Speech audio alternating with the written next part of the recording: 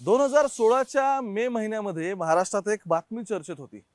हरियाणावरून जळगावमध्ये एका व्यक्तीने लिमोझिन कार आणली आणि या सोनाटा लिमोझिनचं मोटर व्हेकल ऍक्ट म्हणजेच आपला जो महाराष्ट्राचा वाहतूक नियमन कायदा आहे याच्यानुसार रजिस्ट्रेशन झालेलं नाही, त्याची योग्य तो रोड टॅक्स भरलेला नाही आणि चुकीच्या पद्धतीने म्हणजे गाडी होती लिमोझिन पण गाडीचं रजिस्ट्रेशन मात्र एका सोनाटाची साधी कार असल्यासारखे करण्यात आलं आणि त्यामुळे कर चुकवण्यात आल्याचा आरोप झाला।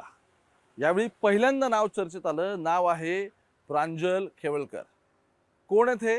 तर जळगावच्या एकेकाळी भाजपकडून मंत्री राहिलेल्या म्हणजे महसूल मंत्री त्यांचं शेवटचं मंत्रीपद होतं आणि त्यानंतर राष्ट्रवादीत आता शरद पवारांसोबत आलेले ते म्हणजे एकनाथ खडसे यांचे जावई रोहिणी खडसे, ज्या शरद पवारांच्या राष्ट्रवादीच्या महिला प्रदेश अध्यक्ष आहेत, त्यांचे पती।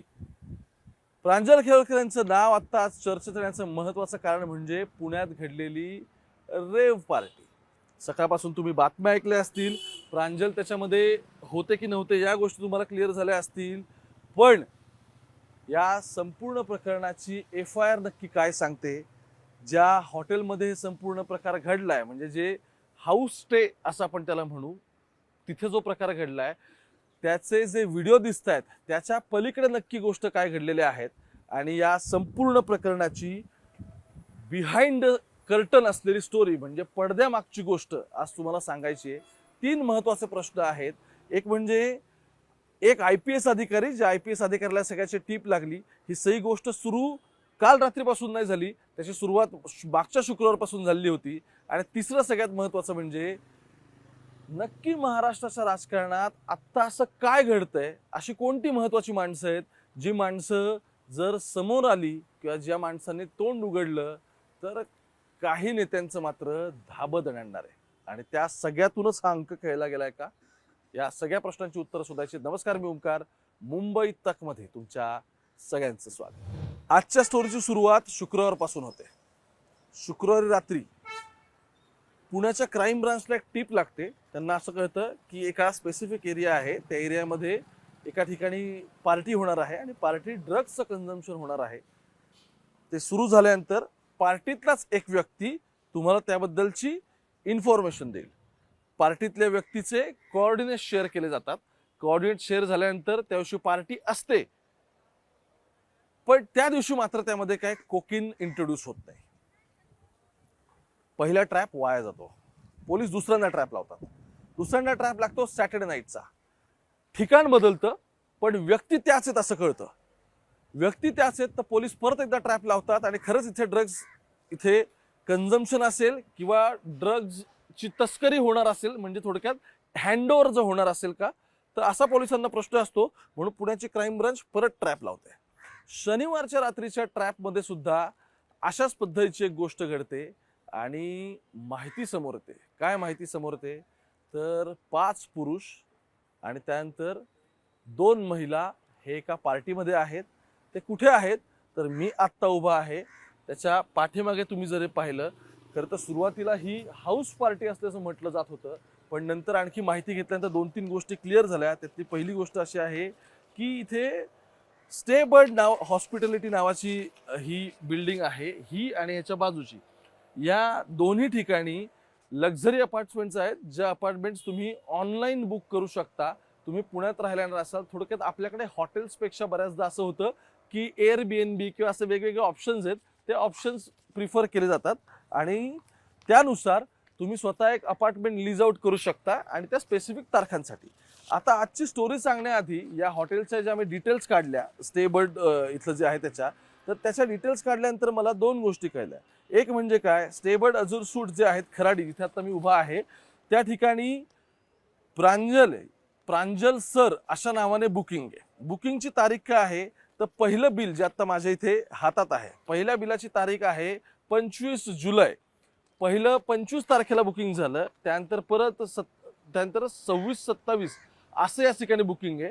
सो टोटल 25 ते 28 म्हणजे 25 तारीख, 26 तारीख, 27 तारीख आणि 28 तारीख अशा 4 दिवसांचं याच अपार्टमेंटमध्ये 2 सूट बुक झाले, 101 आणि 102 नंबरचे। हे शूट बुक झालेले होते कोणाच्या नावाने, तर प्रांजल सर असा त्या ठिकाणी उल्लेख करण्यात आलाय. आता या बिलावरती त्या तारखा आणि शूट्स वगैरे त्या सगळं दिसत आहेत. त्यांनी पैसेचं मात्र याच्यावरती अजून ट्रान्झॅक्शन दिसत नाही, पण बुकिंग ऑनलाईन असं दिसतं याच्यावरती. एनिवे, आता हे सगळं झाल्यानंतर असं होतं की शनिवारी परत ट्रॅप लागतो आणि रात्री 3:15 3:30च्या दरम्यान पोलीस एंटर होतात. आता इंटरेस्टिंग गोष्ट असे, सापळा इथं लागलेला नसतो. सापळा लागलेला असतो ते आधी कल्याणी नगरच्या एका हॉटेलमध्ये बसलेले असतात. कल्याणी नगरच्या एका रेस्टॉरंट लाऊंजला बसल्यानंतर तिथे ते पार्टी करतात. तिथून आणखी एक पुढे मुंडव्यामध्ये आहे, त्या ठिकाणी ते जातात, पण तिथे ते काही एंट्री करत नाहीत. मे बी त्यांचा प्लॅन चेंज होतो आणि ते डिसाईड करतात की आपण हाऊस पार्टी प्रिफर करावी, आपण इंडोर बसावं. ठीक आहे, ते इथपर्यंत येतात.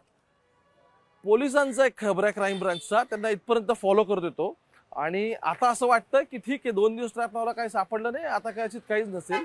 पण संबंधितांमधलाच त्याचा एक सोर्स त्याला सांगतो की पार्टी थोड्यात सुरू होती आणि ती इथेच सुरू होणार आहे. हे झाल्यानंतर क्राईम ब्रांचचे आणखी 2 अधिकारी येतात. मग खबर लागते की असं असं आहे. मग त्यानंतर लोकल खराडी पोलीस स्टेशनचे पोलीस येतात. ते कन्फर्म करतात की एका स्पेसिफिक व्यक्तीकडून दुसरीकडे ड्रग्ज देण्यात आलेला आहे आणि हे कन्फर्म झाल्यानंतर संबंधित हाऊस पार्टीवरती किंवा ज्या एअरबीएनबीवरती वगैरे जे आपण त्याला जे काही म्हणू, स्टे बर्ड त्याचं नाव आहे, तिथे छापा पडतो आणि त्यानंतर काय समोर ते आता महत्वाचं बघा. तारीख आहे 27/7/2025. पोलिसांनी या सगळ्यामध्ये असं लिहिलं आहे की आमच्या वरिष्ठांच्या आदेशान्वये आणि मार्गदर्शनाखाली वगैरे वगैरे ते असं म्हणतात की आम्ही रात्री 3:20 सुमारास रूम नंबर 102 स्टेबर्ड अझर सूट या ठिकाणी आलो. तिथे आम्ही छापा टाकला. छाप्यात कोण कोण होतं त्यावेळी तिथे आम्हाला प्रांजल मनीष खेवलकर वय 41 दिसले. त्यांना काय डॉक्टर MD म्हणजे मेडिसिन आहेत ते ठीक आहे, ते आम्हाला दिसले. आरोपी क्रमांक 2 कोण, निखिल जेठानंद पोपटानी दिसले, वयवर्ष 35. आरोपी 3 समीर फकिंग मोहम्मद सय्यद दिसले, वयवर्ष 41. हार्डवेअरचा धंदा आहे व्यक्तीचा. त्यानंतर चौथा आरोपी सचिन सोनाजी भांबे, वयवर्ष 42. यांचं काय आहे तर हे पॅलेस काहीतरी त्यांचं लिहिलं आहे. त्यानंतर ते नोकरी करतात, सॉरी. त्यानंतर 5 नंबर आरोपी श्रीपाद मोहन यादव, वयवर्ष 27, कन्स्ट्रक्शन मध्ये आहेत. आता या यादवचा आणखी एका बुकी सोबत संबंध जोडला होता की त्याचा तो भाऊ आहे. ठीक आहे. त्यानंतर एक महिला असते, महिलेचं नाव आहे ईशा सिंग, 22 इयर्स. ठीक आहे, 22 वर्षांची. आणि दुसरी आहे प्राची शर्मा, ही आहे 23 वर्षांची. हे सगळे आम्हाला तिथे आढळून आले. त्याचसोबत आम्हाला 41,35,400 रुपयांचा एकूण ऐवज जो आहे तो आम्ही जप्त केला. त्याच्यामध्ये पोलिसांना काय सापडलंय, त्याच्यामध्ये पोलिसांना असं सापडलं आहे की जवळपास 2.7 ग्रॅम म्हणजे 2.7 ग्रॅम त्यांना कोकेन सापडलंय.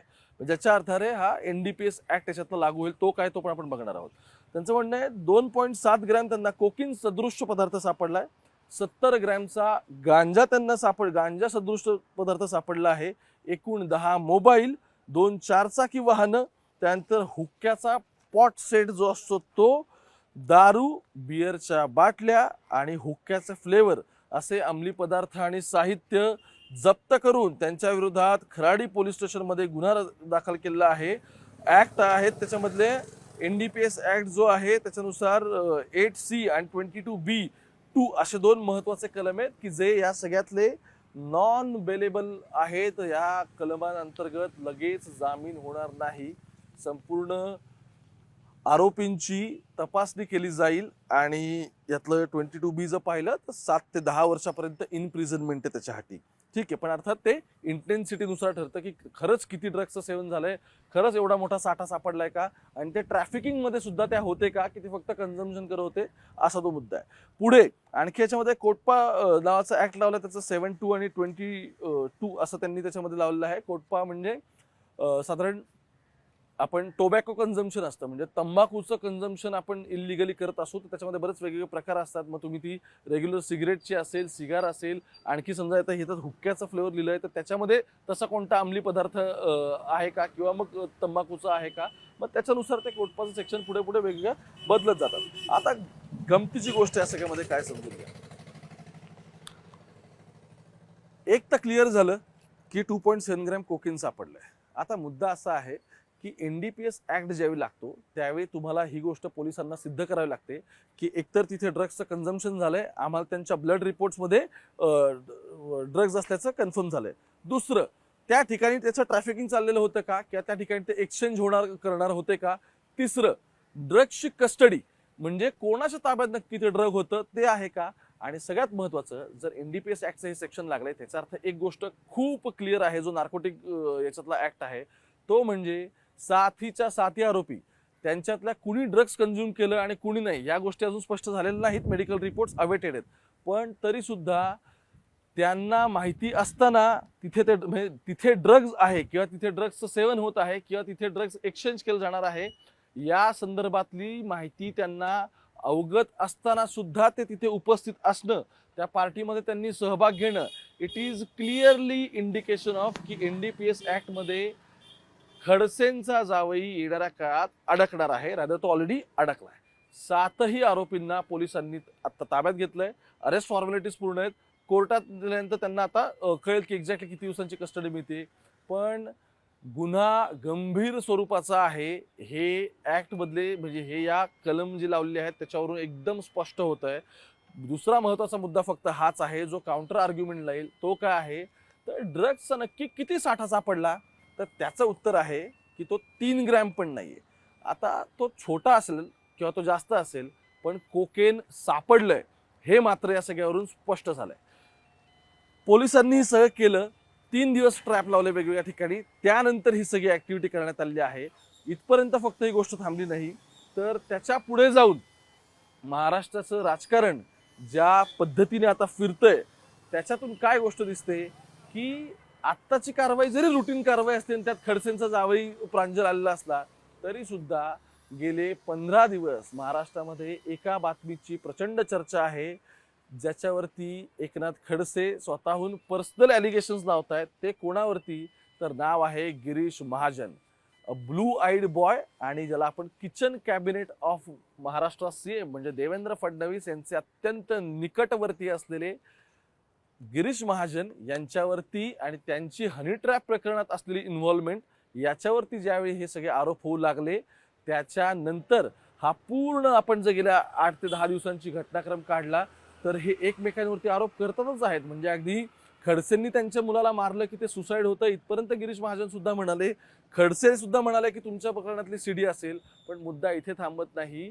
गेल्या 10 दिवसांचा घटनाक्रम, महाराष्ट्राचं आत्ताचं राजकारण आणि या सगळ्याची क्रोनॉलॉजी ही नक्की काय सांगते आणि त्याची परिणिती येणाऱ्या काळात काय होणार आहे त्याचं एक उत्तम द्योतक उदाहरण म्हणजे आज या प्रकरणात झालेली कारवाई आहे. त्याला तुम्ही राजकारणाशी जोडा नका जोडू, त्याला तुम्ही तटस्थपणे बघण्याचा प्रयत्न करा, पण त्यामध्ये 2 गोष्टी दोघांना समांतर चालत आहेत. एक म्हणजे या प्रकरणामध्ये ड्रग्ज होतं हे अत्यंत क्लिअर झालेलं आहे. ते कुणी घेतलं, ते घेतलं की नाही खडसेंच्या जाव्यांनी, आणि त्याचं पोझिशन कोणाकडे होतं, एवढ्याच गोष्टी फक्त राहिलेल्या आहेत. पण NDPS ऍक्ट नुसार 7 आरोपी याच्यामध्ये एका पेजवर आहेत. दुसरं सगळ्यात महत्वाचं, याला समांतर चालणारं जे राजकारण आहे त्याच्यावरती येणाऱ्या काळात काय प्रतिक्रिया उमटतात हे पाहणं फार महत्वाचं आहे. कारण लोढा नावाची व्यक्ती, प्रफुल्ल लोढा, त्याला अटक केल्यानंतर तो बाहेर पडू नये याच्यासाठी ज्या सरकारमधल्या मंत्र्यांकडून खबरदारी घेतली जाते ती का घेतली जाते, आणि असं काय लोढाकडे की ज्याच्यासाठी कुणीही तो बाहेर यावा याची इच्छा करत नाहीये. Very interesting politics in Maharashtra. तुम्हाला काय वाटतं आवर्जून सांगा. आणि आजची ही होती पडद्यामागची गोष्ट. अजून फार सगळ्या गोष्टी पुढे यायच्या आहेत, त्यामध्ये आणखी काय होणार असेल तर तेही तुमच्यापर्यंत घेऊन येईल. मुंबई तक पाहत राहा. कॅमेरा पर्सन गोपाळ सोबत मी ओंकार थेट पुण्यावर.